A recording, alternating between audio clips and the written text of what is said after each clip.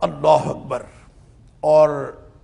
نبی کریم صلی اللہ علیہ وآلہ وسلم جو غزوہ بنو مستلق پر گئے ہیں نا، یہ بنو قینقاع والی مہم کے بعد کی بات ہے،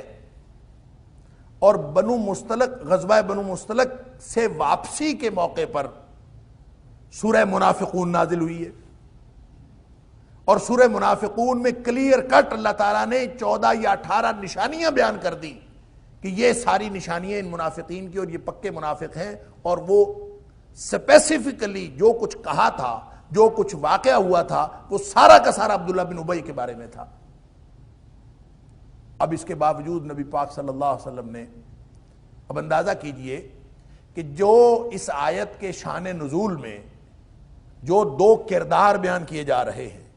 اس میں سے ایک کردار، اس سے بڑا اور معیار کیا ہو سکتا ہے کہ فَإِنَّهُ مِنْهُمْ۔ اب وہ جو ترک موالات نہیں کیا عبداللہ بن ابی نے، تو اس سے بڑا مصداق اس کا اور کون ہو سکتا ہے؟ مَن يَتَوَلَّهُم مِّنكُمْ فَإِنَّهُ مِنْهُمْ، تم میں سے جس نے تعلق رکھا وہ انہی میں سے ہے، اور اگر یہ انہی میں سے ہے اور اس کا مصداق، اولین مصداق عبداللہ بن ابی ہے، تو عبداللہ بن ابی بنو قینقاع کے ساتھ تو نبی کریم صلی اللہ علیہ وسلم نے جنگ کی ہے، اور اس کے بعد بنو نذیر اور بنو قریظہ سب کے ساتھ جنگ ہوئی ہے، لیکن جہاں تک عبداللہ بن ابی کا تعلق ہے، کلمہ گو تھا، مسلمانوں کے ساتھ رہتا تھا، مسلمانوں کے ساتھ اسلام کا لبادہ اوڑھ کر بظاہر جہاد کے لیے بھی چلا جاتا تھا، اور گیا غزوہ بنو مستلق میں وہ ساتھ تھا۔ اس کے باوجود نبی کریم صلی اللہ علیہ وسلم نے اس کے قتل کا حکم جاری نہیں فرمایا، بلکہ قتل کی اجازت بھی نہیں دی۔ یعنی یہاں سے بات سمجھ میں آ جاتی ہے کہ جو ان آیات کا اولین مصداق بن رہا ہے کہ فَإِنَّهُ مِنْهُمْ، یہ انہی میں سے ہے، تو بنو قینقاع کے ساتھ اگر جنگ ہو رہی ہے تو عبداللہ بن ابی کو بھی تو قتل کر دینا چاہیے، لیکن نبی پاک صلی اللہ علیہ وسلم نے اس کو نہ قتل کیا ہے، نہ قتل کرنے کی اجازت دی ہے، بلکہ جب حضرت عمر فاروق رضی اللہ تعالیٰ عنہ نے اجازت مانگی اور دیگر صحابہ نے کہ اس کو قتل کر دے، اضرب عنق ھذا المنافق، اللہ کے رسول صلی اللہ علیہ وسلم اجازت دیجئے میں اس منافق کی گردن اتار دوں، اضرب عنق ھذا الخبیث، اللہ کے رسول صلی اللہ علیہ وسلم آپ اجازت دیجئے میں اس خبیث کی گردن اتار دوں۔ اللہ اکبر، اللہ تعالیٰ مجھے اور آپ کو صحیح ہدایت نصیب فرمائے، صحیح عقیدہ اور صحیح طرز عمل کی توفیق عطا فرمائے، اللہ، اور قرآن کو سمجھنے کی توفیق عطا فرمائے، اس کو اپنے کردار میں ڈھالنے کی توفیق عطا فرمائے۔ اللہ کرے کہ مجھے اور آپ کو قرآن کی سمجھ آ جائے۔ نبی اکرم صلی اللہ علیہ وآلہ وسلم نے نہ تو اس بات پر تبصرہ فرمایا کہ یہ خبیث ہے کہ نہیں ہے، نہ اس بات پر تبصرہ فرمایا کہ یہ منافق ہے کہ نہیں ہے۔ اضرب عنق ھذا المنافق، منافق تو وہ تھا، نبی پاک صلی اللہ علیہ وآلہ وسلم نے یہ نہیں فرمایا کہ اس کو منافق نہ کہو۔ اضرب عنق ھذا الخبیث، اللہ کے رسول صلی اللہ علیہ وسلم اس خبیث کی گردن مار دوں، اس کو قتل کر دوں، آپ نے نہیں فرمایا اس کو خبیث نہ کہو، لیکن قتل کرنے کی اجازت پھر بھی نہیں دی۔ اس کا مطلب یہ ہوا منافق بھی تھا، خبیث بھی تھا، لیکن قتل کرنے کی اجازت پھر بھی نہیں ہے۔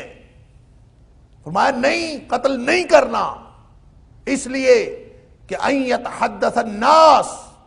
ان محمدا یقتل اصحابہ، اس لیے کہ یہ ہے تو منافق، ہے تو خبیث، لیکن یہ منافق اور خبیث کلمہ گو ہے، یہ کلمہ پڑھتا ہے، کافر سمجھتے ہیں کہ یہ مسلمانوں کا ساتھی ہے، ہم اس کو قتل کریں گے تو کافر کہیں گے کہ مسلمان اپنے ساتھیوں کو قتل کر دیتے ہیں، محمد کریم صلی اللہ علیہ وسلم اپنے ساتھیوں کو قتل کرتے ہیں، اس لیے قتل نہیں کرنا۔ ان محمدا یقتل اصحابہ، نبی پاک صلی اللہ علیہ وآلہ وسلم اپنے بارے میں ارشاد فرما رہے ہیں کہ اگر یہ قتل کر دیا گیا تو بات دنیا میں یہ پھیلے گی کہ یہ آپس میں لڑنا شروع ہو گئے، اپنے بندوں کو قتل کروانا شروع ہو گئے ہیں، حالانکہ وہ اپنا بندہ نہیں تھا۔ تو نتیجہ یہ نکلا کہ عقیدے کے اعتبار سے کوئی شخص عبداللہ بن ابی سے بھی گیا گزرا ہو، اپنے نفاق میں، اور منافق جو ہوتا ہے اس کے دل میں رتی بھر ایمان نہیں ہوتا، وہ کفار سے بھی کیا گزرا ہوتا ہے، ایسا بھی کوئی شخص ہو لیکن اگر وہ کلیم کرتا ہے کہ میں مسلمان ہوں اور مسلمانوں کے ساتھ رہتا ہے تو فقہی اعتبار سے اس کے اوپر کفر کا فتویٰ لگایا بھی جا سکتا ہو، نفاق کا فتویٰ لگایا بھی جا سکتا ہو، لیکن وہ پولیٹیکلی سیاسی اعتبار سے مسلمانوں کے گروہ میں شامل ہو اور شامل رہنا چاہتا ہو تو ان کے ساتھ لڑائی اور اس کو قتل کرنے کی اجازت نہیں ہے۔ حالانکہ فَإِنَّهُ مِنْهُمْ کا اولین مصداق و عبداللہ بن ابی، اس کے باوجود نبی پاک صلی اللہ علیہ وسلم نے اس کو قتل نہیں کیا۔ لہٰذا اس بنیاد پر دنیا میں فساد پھیلانے والوں کو اس قرآن پاک کے اس حکم کو سمجھنا چاہیے کہ یہ حکم فساد پھیلانے کے لیے نہیں ہے، یہ فساد ختم کرنے کے لیے ہے۔ وہ موالات کا تعلق جو اسلام کو نقصان پہنچا رہا ہو، وہ موالات کا تعلق جو فساد کا باعث ہو رہا ہو، وہ موالات کا تعلق جو زمانے کے امن کو تباہ کرنے کے لیے استعمال ہو رہا ہو، اس موالات کے تعلق کو قرآن کہہ رہا ہے فَإِنَّهُ مِنْهُمْ، پھر وہ انہی میں سے ہوگا، اور اس کو قتل کرنے کا فتویٰ پھر بھی اسلامی ریاست جاری کرے گی۔ عمر فاروق سمجھ رہے ہوں کہ اس کو قتل کر دینا چاہیے، اور دیگر صحابہ کرام یہ سمجھ رہے ہوں کہ اس کو قتل کر دینا چاہیے، تو اس کو قتل کرنے کی اتھارٹی نہیں ہے جب تک ریاست سے اجازت نہ لی جائے۔ نبی اکرم صلی اللہ علیہ وسلم خود ریاست تھے، آپ نے اجازت نہیں دی، اس لیے کہ اس کو قتل کرنے سے فساد پھیلنے کا خطرہ تھا۔ لہذا جہاد کے احکام فساد کے لیے استعمال نہ کیا کریں۔ پورے دنیا میں جہاد کے احکام کو الا ماشاء اللہ، یعنی سب سے زیادہ جس کے بارے میں مسکنسیپشن ہے قرآنی حکم کے بارے میں، وہ جہاد اور قتال ہی ہے کہ قرآن کی آیات پڑھ کر فساد پھیلایا جا رہا ہے، قرآن کی آیات پڑھ کر پرامن لوگوں کے قتل کو جائز قرار دیا جا رہا ہے، قرآن پاک کی آیات پڑھ کر امن کو جنگ کی صورت دی جا رہی ہے، امن کو تباہ و برباد کیا جا رہا ہے۔ لہٰذا قرآن کی جو موالات کی احکام ہیں یا قتال کے احکام ہیں ان کو زیادہ غور و فکر سے اور زیادہ احتیاط سے سمجھنے کی ضرورت ہے۔ اللہ اکبر۔ فرمایا ان اللہ لا یہدی القوم الظالمین، اللہ ظالموں کی قوم کو کبھی ہدایت نہیں دیا کرتا۔ اور ظالم کون ہوتا ہے؟ جو ظلم کرتا ہے، اور ظلم کیا ہے؟ وضع شیء فی غیر موضعہ، وضع شیء فی غیر محلہ، جو کسی حقدار کو اس کا حق نہیں دیتا وہ ظالم ہوتا ہے، اور اس کو کبھی ہدایت نہیں ملتی۔ تو جس کا جو حق بنتا ہے اس کا دے دو۔ اگرچہ اس میں حفظ مراتب کا خیال رکھنا حق اور حقوق میں، ہمارے ہاں دو انتہائیں ہیں۔ ایک طرف تو یہ ہے کہ بنیادی حقوق انسانی، بیسک ہیومن رائٹس، اس کا تصور لا کے مسلمان اور کافر، یہودی اور عیسائی، ہر طرح کے کفار، اہل ایمان، اہل نفاق، سب کو ایک ہی پلڑے میں ہانک دیا جاتا ہے، اور یہ سمجھ لیا جاتا ہے کہ ہر شخص کا بنیادی انسانی حق ہے، اور کوئی حفظ مراتب کا خیال نہیں رکھا جاتا۔ ایک طرف تو یہ انتہا ہے کہ سب کے بنیادی حق برابر ہیں ہر شخص کا، اس لیے کہ ہیومن رائٹ ہے، بنیادی انسانی حقوق ہیں، اور ہر شخص کا ذاتی حق ہے۔ اور اس کی دوسری انتہا یہ ہے کہ کسی کو جینے کا حق بھی نہیں دیا جاتا، قرآن کی آیات کی غلط انٹرپریٹیشن کر کے۔ حالانکہ جو اللہ نے حقوق کا تصور دیا ہے وہ نہ وہ بنیادی انسانی حقوق کا ایبسولیوٹ تصور ہے کہ جس میں انسان کے اوپر کسی قسم کی پابندی ہی نہ ہو۔ ہیومن رائٹس کا اور بنیادی انسانی حقوق کا تصور تو کسی بھی بالاتر ہستی کے تصور سے خالی ہے۔ اسلام جو تصور دیتا ہے وہ حقوق العباد کا تصور ہے کہ عبد ہیں سارے، اللہ کے بندے ہیں، اور حقوق العباد سے بات شروع ہوتی ہے، اور جب حقوق العباد سے بات شروع ہوگی تو جو سب سے بڑا اللہ کا بندہ ہوگا اس کا حق سب سے بڑا ہوگا۔ جو حق نبی اکرم صلی اللہ علیہ وسلم کا ہے وہ کسی صدیق کا نہیں ہو سکتا، اور جو حق کسی صدیق کا ہے وہ کسی عام صحابی کا نہیں ہو سکتا، اور جو حق صحابی کا ہے وہ کسی تابعی کا نہیں ہو سکتا۔ اور یوں اللہ نے حفظ مراتب رکھا ہے، اور جو عام مسلمانوں کا حق ہے وہ غیر مسلموں کا نہیں ہو سکتا، اور جب مسلمانوں کے بعد باری آتی ہے غیر مسلموں کی، اور پھر غیر مسلموں میں بھی جو یہودیوں اور عیسائیوں کو جو الہامی ادیان کے ماننے کا دعویٰ کرتے ہیں ان کو اللہ نے دیگر کفار سے الگ کیٹیگری میں رکھا، لہٰذا پہلے ان کا حق ہوگا، اس کے بعد دیگر کفار کا حق ہوگا۔ حقوق ہیں لیکن اس حفظ مراتب کو، اس ترتیب اور اس سیکوینس کو سامنے رکھتے ہوئے ہیں۔ جو شخص اس اللہ کی اس ترتیب کو سامنے ہی نہیں رکھتا اور اللہ کے اس نظام کو جو عقیدے کی بنیاد پر وضع ہوتا ہے، جو اس کو سمجھ میں، اس کو نہیں اپنے کردار میں جگہ دیتا اور اس کو نہیں سمجھتا، تو وہ شخص تو ظالم ہے، اور ظالموں کو کبھی ہدایت نہیں ملتی۔ ان اللہ لا یہدی القوم الظالمین۔ جو حق حقوق میں حفظ مراتب کا خیال نہیں رکھتا وہ ظالم ہے، اور ایسے شخص کو کبھی سمجھ نہیں آ سکتی کہ معاشرے میں جس کا جو حق بنتا ہے، ایک معاشرے میں، اسی معاشرے میں دیکھیں پڑوسی کا حق ہے، پڑوسی کافر ہو، پڑوسی اہل کتاب میں سے ہو، پڑوسی مسلمانوں میں سے ہو، کوئی بھی ہو، اس کا حق ہے بطور پڑوسی۔ اور اگر وہ اہل کتاب میں سے پڑوسی ہے تو اس کے دو حق ہیں، ایک الہامی دین والا اور ایک یعنی اس دوسرے کافر پڑوسی کے مقابلے میں یہود و نصارہ کا ایک درجہ آگے ہے۔ پھر اگر کوئی مسلمان مومن پڑوسی ہے تو اس کا ایک حق ہو گیا ایمان کے وجہ سے جو آپ کے اوپر حق ہوا، اور ایک پڑوسی ہونے کی وجہ سے اس کے دو حق الگ ہو گئے۔ اللہ اکبر۔ اور اگر وہ رشتہ دار بھی ہے تو اس کے تین حق ہو گئے، پڑوس کا حق، ایمان کا حق اور پھر رشتہ داری کا حق۔ تو جو شخص اس ترتیب کو، اس سیکوینس کو سامنے رکھتا ہے، اس کی تفہیم بھی حاصل کرتا ہے، اس کو اپنے کردار میں حصہ دیتا ہے، تو وہ ظالم نہیں ہو سکتا، وہ عادل ہوگا، اور جو عادل ہوگا اللہ تعالیٰ ان کو ہدایت کی راہ پہ لے جاتا ہے۔ والذین جاہدوا فینا لنہدینہم سبلنا۔ جو ہمارے راستے میں کوشش کرتے ہیں ہم ان کو راستہ دکھا دیتے ہیں، ان کو سیدھے راستے پر لے جاتے ہیں۔ اور ان اللہ لا یہدی القوم الظالمین، وہاں بھی سورہ توبہ میں بھی جہاں محبتوں کے ترک کرنے کا معیار قرار پایا اللہ اور اس کے رسول صلی اللہ علیہ وسلم کا تعلق، وہاں بھی فرمایا ان اللہ لا یہدی القوم الفاسقین، اللہ فاسقوں کو کبھی بھی ہدایت نہیں دیا کرتا۔ تو اس کا مطلب یہ ہوا کہ جس نے ہدایت کی منزل حاصل کرنی ہے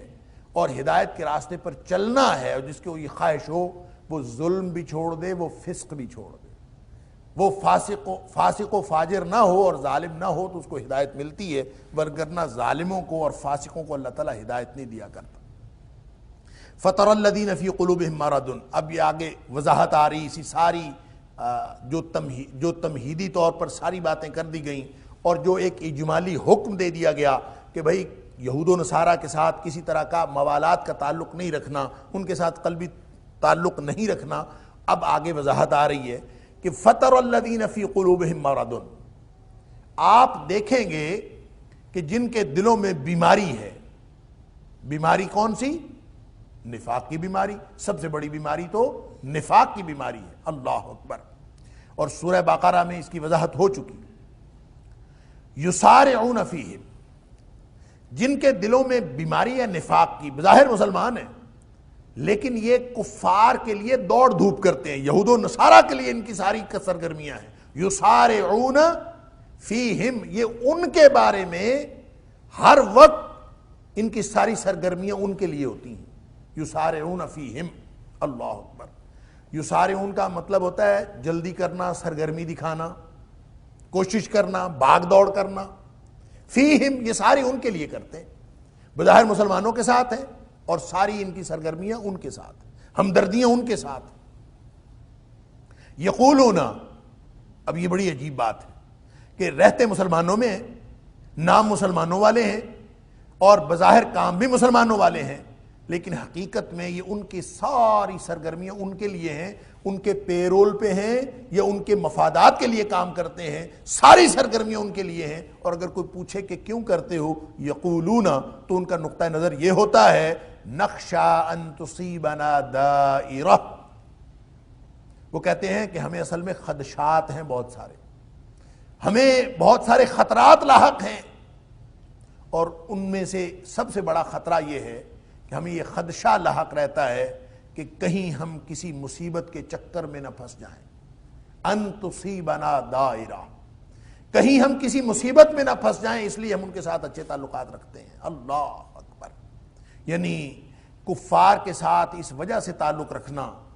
کہ میں کسی مصیبت سے بچ جاؤں، میں کسی بری صورتحال سے دوچار نہ ہو جاؤں، صرف اپنے ذاتی مفادات کے لیے۔ اور ظاہر ہے ان تصیبنا دائرہ، ہم کسی مصیبت کے چکر میں کیسے ان کو پھنسنے کا امکان تھا؟ وہ امکان یہی تھا کہ خزرج کے لوگ جو یہودیوں کے سماجی غلبے کے بھی قائل تھے، علمی اور ثقافتی غلبے کے بھی قائل تھے اور ان سے مغلوب تھے، وہ یہ سمجھتے تھے کہ اگر یہ مسلمانوں کی اور یہودیوں کی جنگ ہوئی اور یہودی فتح مند ہو گئے تو پھر ہم تو مصیبت میں پھنس جائیں گے، اگر فتح یہودیوں کی حاصل ہو گئی تو پھر ہم مصیبت میں پھنس جائیں گے۔ تو اس مصیبت سے بچنے کے لیے کہ وہ تو بڑی طاقت ہیں، کسی بھی بڑی طاقت کے ساتھ جو مسلمانوں میں سے جو لوگ ان کے ساتھ تعلق رکھتے ہیں وہ ہیں اصل میں اس آیت کا مصداق،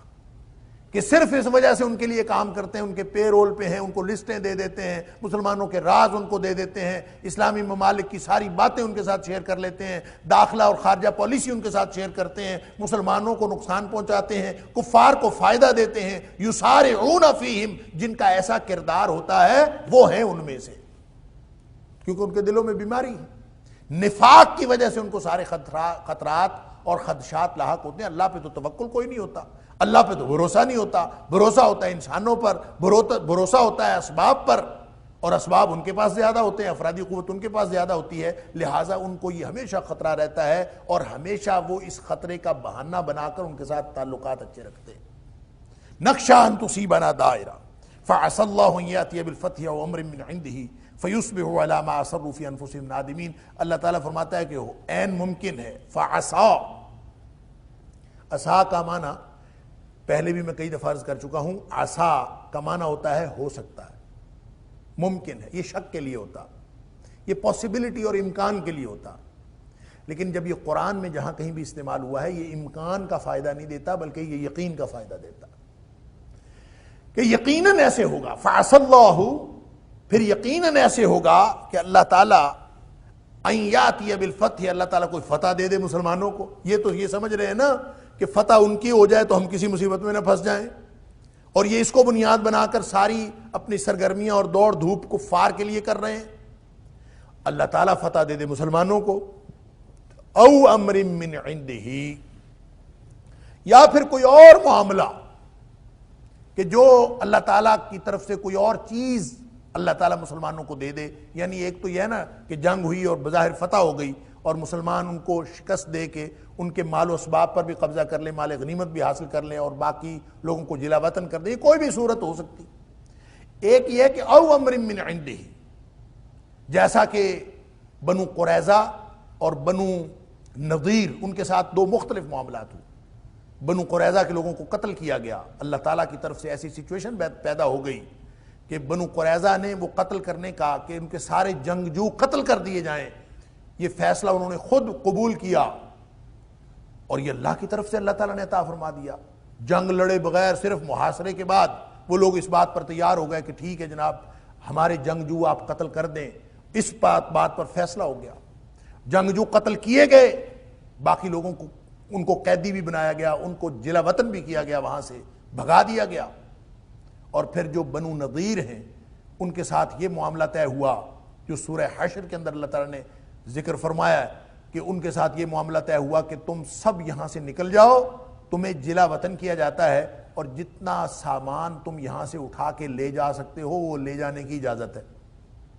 لہٰذا وہ اپنے گھروں کو اکھاڑ کر ان کے شتیر اور بالے بھی لے گئے، ان کی لکڑیاں بھی اکھاڑ کر لے گئے، اور جب وہ جا رہے تھے تو اپنے گھروں کو خود گرا رہے تھے۔ باہر سے مسلمان ان کے گھروں کو گرانے کے لیے تلے ہوئے تھے اور اندر سے وہ اپنے گھروں کو خود گرا رہے تھے۔ اللہ تعالیٰ فرماتا ہے فَاعْتَبِرُوا يَا أُولِي الْأَبْصَارِ، آنکھوں والو، بصیرت والو، اس سے عبرت حاصل کرو کہ جب اللہ کا دین غالب ہوتا ہے تو کس طرح سے یہود و نصارہ اور دیگر کفار ذلیل و رسوا ہو کر نکلتے ہیں۔ تو یہ سارے امور یا اس طرح کا کوئی امر او امر من عنده کا مطلب یہ ہے کہ اللہ اپنی طرف سے کوئی اور صورتحال پیدا کر دے جو مسلمانوں کے غلبے کی ہو اور یہود و نصارہ کی مغلوبیت کی بات ہو۔ ایسی کوئی بھی صورت پیدا ہو سکتی ہے۔ اگر ایسی کوئی صورت اللہ تعالیٰ پیدا کر دے فَيُصْبِحُوا عَلَى مَا أَسَرُّوا فِي أَنفُسِهِمْ نَادِمِينَ۔ تو یہ جو کفار، یہ جو منافقین اپنے دلوں میں جو کچھ چھپا کے پھرتے ہیں نا، فَيُصْبِحُوا پھر وہ ہو جائیں عَلَى مَا أَسَرُّوا فِي أَنفُسِهِمْ، اس بات پر جو انہوں نے اپنے دلوں میں چھپائی ہوئی تھی، نادمین، یہ پشیمان ہونے والے، پچھتاوا کرنے والے اور پچھتانے والے بن جائیں، کہ کیونکہ اصل میں تو یہ ساری دوڑ دھوپ کر رہے ہیں کہ ان کے ذہن میں ہے کہ وہ زیادہ طاقت والے ہیں، زیادہ طاقتور ہیں، زیادہ قوت والے، کہیں وہ فتح حاصل نہ کر لیں، ہم کسی مصیبت میں نہ پھنس جائیں، اس لیے سپر پاورز کے ساتھ، بڑے بڑے ملکوں کے ساتھ، بڑے گروپس کے ساتھ تعلق رکھتے ہیں۔ اور یہ اسپیسیفکلی جب آیات اتر رہی تھی، نازل ہو رہی تھیں، تو اس وقت خزرج کے جو منافقین تھے عبداللہ بن ابی کی سربراہی میں، انہوں نے بنو قینقاع کے یہودیوں کے ساتھ اور دیگر یہودیوں کے ساتھ تعلقات رکھے ہوئے تھے، صرف اسی وجہ سے کہ نخشى ان تصیبنا دائرہ، کہ ہم کسی مصیبت میں، کسی بھی مصیبت کے وقت سے بچنے کے لیے ہم سب کچھ کر رہے ہیں۔ تو اللہ فرماتا ہے پھر کیا کرو گے اگر مسلمانوں کو فتح ہو گئی؟ تم تو ان کے ساتھ تعلق رکھتے ہو کہ وہ فتح حاصل کر لیں تو ہم کسی مصیبت میں نہ پھنسیں، تو جب فتح اللہ تعالیٰ مسلمانوں کو عطا فرما دے گا اور یا کوئی اور غلبے کی صورت پیدا کر دے گا، او امر من عنده، اپنی طرف سے کوئی اور غلبے کی صورت پیدا کر دے گا، فیصبحوا، تو پھر وہ ہو جائیں گے نادمین علی ما اسروا فی انفسہم، جو دلوں میں چھپایا ہے اس پر پھر وہ پچھتاتے پھریں گے۔ اور یہ ایسی ہی صورتحال ہوئی جب بنو نذیر کو نکالا جا رہا تھا، تو اللہ تعالیٰ نے سورہ حشر کے اندر اس کی وضاحت فرمائی ہے، سبحان اللہ، کہ یہ عبداللہ بن ابی نے ان کو پیغام بھیجا تھا محاصرے کے دوران کہ ڈٹے رہنا ہے، کہ تم ڈٹے رہو، ہم تمہاری مدد کریں گے، ہم نہ تو تمہارے ساتھ تمہارے خلاف مسلمانوں کو لڑنے دیں گے اور نہ ہی تمہیں یہاں سے جلا وطن کرنے دیں گے، اگر یہ تمہارے ساتھ لڑے تو ہم تمہاری طرف سے مسلمانوں کے خلاف لڑیں گے۔ یہ عبداللہ بن ابی نے پیغام بھیجا تھا، اللہ تعالیٰ نے سورہ حشر میں اس کی وضاحت فرمائی۔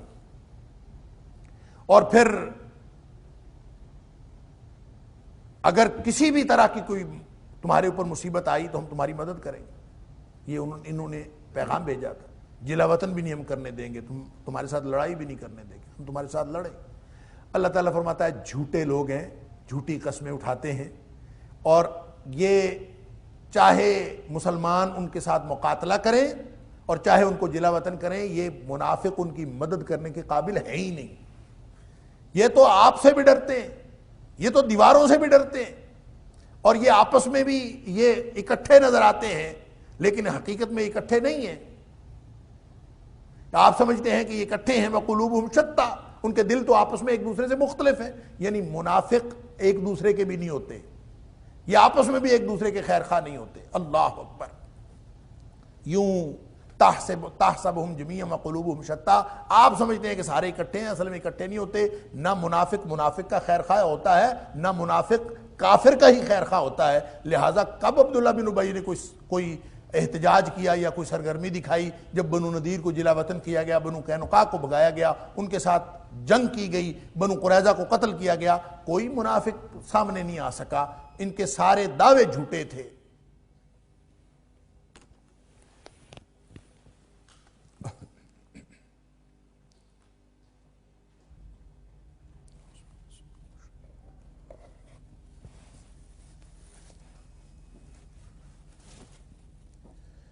تو کسی منافق کو یہ جرت نہیں ہوئی کہ وہ بنو نذیر کی جلا وطنی کے موقع پر یا بنو قریظہ یا بنو قینقاع کے ساتھ جو کچھ سلوک مسلمانوں نے کیا، نبی پاک صلی اللہ علیہ وسلم نے کیا، کبھی کوئی احتجاج نہیں کر سکا سوائے اس پچھتاوے کے جس کا ذکر اللہ تعالیٰ نے فرمایا کہ فَيُصْبِحُوا عَلَىٰ مَا أَسَرُّوا فِي أَنفُسِهِمْ نَادِمِينَ وَيَقُولُ الَّذِينَ آمَنُوا أَهَٰؤُلَاءِ الَّذِينَ أَقْسَمُوا بِاللَّهِ جَهْدَ أَيْمَانِهِمْ إِنَّهُمْ لَمَعَكُمْ۔ تو ایسی جب صورتحال ہو جائے گی، یہ قرآن پیشین گوئی فرما رہا ہے کہ جب ایسی صورتحال ہو جائے گی تو پھر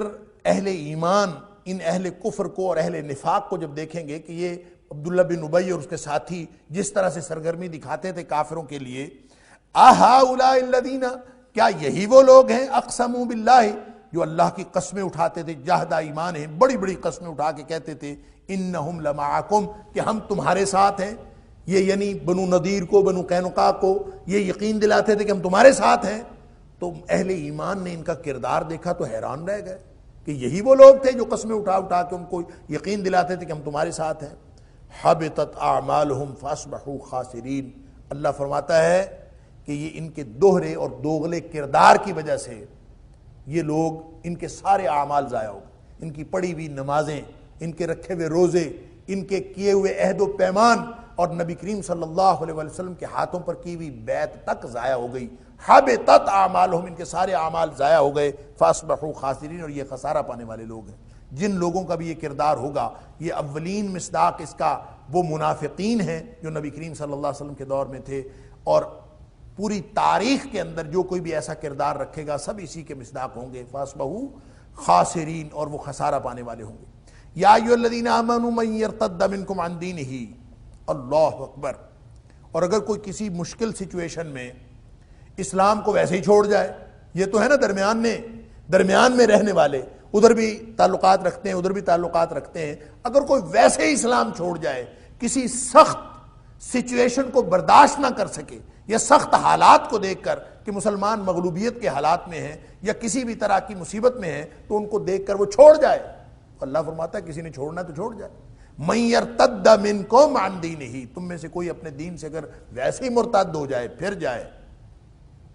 یا ایھا الذین آمنوا، اے ایمان والو، من یرتد منکم عن دینہ، جو کوئی تم میں سے اپنے دین سے مرتد ہو جائے، پھر جائے، فسوف یأتی اللہ بقوم، تو اللہ تعالیٰ اس کی جگہ پر ایک نئی قوم لے آئے گا۔ اللہ کو پھر بھی کوئی پرواہ نہیں ہے، یہ تو کفار کے ساتھ دوستی کی پینگیں بڑھا رہے ہیں نا۔ اگر وہ کوئی ویسے ہی اپنے دین سے منحرف ہو کے، مرتد ہو کے کافروں کے ساتھ جا ملے، تو اللہ کو پھر بھی کوئی پرواہ نہیں ہے۔ فسوف یأتی اللہ بقوم، اللہ اس کی جگہ پر، ان منافقوں کی جگہ پر، ان مرتدوں کی جگہ پر اللہ تعالیٰ ایک نئی قوم لے آئے گا، نئے لوگ لے آئے گا۔ یحبہم ویحبونہ، وہ لوگ وہ ہوں گے کہ جن کا کردار یہ ہوگا کہ وہ اللہ سے محبت کرتے ہوں گے، اللہ ان سے محبت کرتا ہوگا۔ یحبہم، اللہ ان سے محبت کرتا ہوگا، ویحبونہ، اور وہ اللہ سے محبت کرتے ہوں گے۔ اذلۃ علی المؤمنین، مومنوں پر نہایت نرم ہوں گے، جھکے ہوئے۔ اعزۃ علی الکافرین، اور کافروں کے اوپر بڑے سخت ہوں گے، یعنی ان کا کردار منافقانہ نہیں ہوگا، بلکہ وہ بالکل کھرے اور سچے لوگ ہوں گے۔ اہل ایمان کے لیے بڑے نرم، اور کفار کے ساتھ معاملہ ہوگا تو بڑے سخت۔ یجاہدون فی سبیل اللہ، اور وہ اللہ کے راستے میں جہاد کرنے والے ہوں گے، اور پوری زندگیاں جان اور مال لگانے والے ہوں گے۔ ولا یخافون لومۃ لائم، اور کسی بھی ملامت کرنے والے کی ملامت کا ان کو کوئی خوف نہیں ہوگا، لوگوں کی باتوں سے ڈرنے والے بھی نہیں ہوں گے۔ یہ وہ خصوصیات ہیں جو اصل میں اللہ نے صحابہ کرام کے اندر پیدا فرمائی تھی، کہ سوائے اللہ کے ان کا کوئی مطمع نظر نہیں تھا، اللہ کی محبت کے لیے وہ لڑتے تھے۔ الحب فی اللہ والبغض فی اللہ، اور یہی ان کی پہچان ہے کہ ہو حلقہ یارا تو بریشم کی طرح نرم، رزم حق و باطل ہو تو فولاد ہے مومن۔ یہ اللہ تعالیٰ نے صحابہ کرام کی یہ خصوصیت بنائی تھی، اور گویا منافقین کے مقابلے میں اللہ نے صحابہ کرام کو وہ قوم قرار دیا ہے کہ جو پھرنا چاہتا ہے پھر جائے، جو رکنا چاہتا ہے رک جائے، اور مرتدین کے مقابلے میں جو مخلص مسلمان ہیں، سارے کے سارے اہل ایمان، وہ یہ خصوصیات رکھتے ہیں۔ اس سے مراد کوئی ایک آدمی نہیں ہے۔ بعض لوگوں نے بعض شخصیات کو متعین کرنے کی کوشش کی ہے، ایسا ہرگز نہیں۔ اب فتنہ ارتداد کب مسلمانوں میں سے کچھ لوگ مرتد ہوئے ہیں؟ وہ تو حضرت ابوبکر صدیق رضی اللہ تعالیٰ عنہ کے دور میں ہوئے، نبی اکرم صلی اللہ علیہ وسلم کی اس دنیا سے تشریف لے جانے کے بعد ہوئے ہیں۔ اس کا مطلب یہ ہوا کہ یہ آیت ایک مستقبل میں پیش آنے والے واقعہ کی پیشگوئی کر رہی کہ جب لوگ مرتد ہو جائیں گے، یعنی ایک تو اس میں یہ خبر ہے کہ ایک موقع آئے گا کہ اہل ایمان میں سے کچھ لوگ مرتد ہوں گے، اور وہ تاریخ نے یہ موقع دیکھا حضرت ابوبکر صدیق رضی اللہ تعالیٰ عنہ کے دور میں۔ اور دو قسم کے مرتدین تھے، بلکہ یوں کہنا چاہیے 3 قسم کے مرتدین تھے۔ ایک ارتداد تو تھا جزوی، اور ایک ارتداد تھا کلی، اور جو کلی ارتداد تھا اس میں سے پھر 2 قسم کے لوگ تھے۔ پہلا ارتداد جو جزوی تھا، اس میں تو لوگوں نے یہ انکار کیا تھا، جو ہی نبی پاک صلی اللہ علیہ وسلم اس دنیا سے تشریف لے گئے اور یہ خبر لوگوں تک پہنچی تو انہوں نے انکار کر دیا کہ ہم جو زکوٰۃ دیتے تھے نبی اکرم صلی اللہ علیہ وسلم کے دور میں، آج ہم وہ زکوٰۃ نہیں دیں گے. انہوں نے صرف زکوٰۃ سے انکار کیا. نمازیں پڑھیں گے، روزے رکھیں گے، سب کچھ کریں گے، زکوٰۃ نہیں دیں گے. تو صرف زکوٰۃ نہ دینے کی وجہ سے حضرت ابو بکر صدیق رضی اللہ تعالیٰ نے اعلان کیا کہ ان کے خلاف جنگ ہوگی.